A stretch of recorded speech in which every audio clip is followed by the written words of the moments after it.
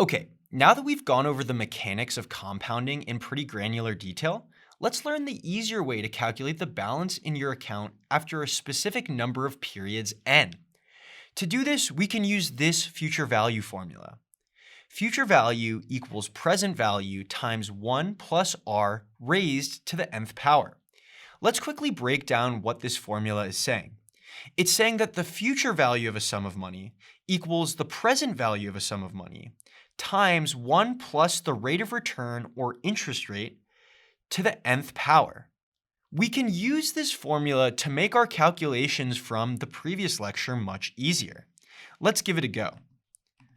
So here I've added in our future value formula, and I've also added in a new column that says balance at year start using the future value math formula.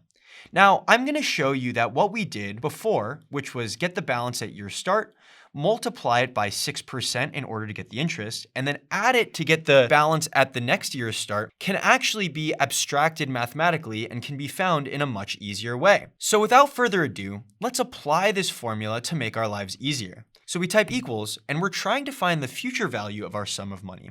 So we take our present value, which is $100, and I'm going to lock the reference to this cell because it doesn't ever really change, times 1 plus our interest rate. I'm also going to lock this cell because we don't want it to move.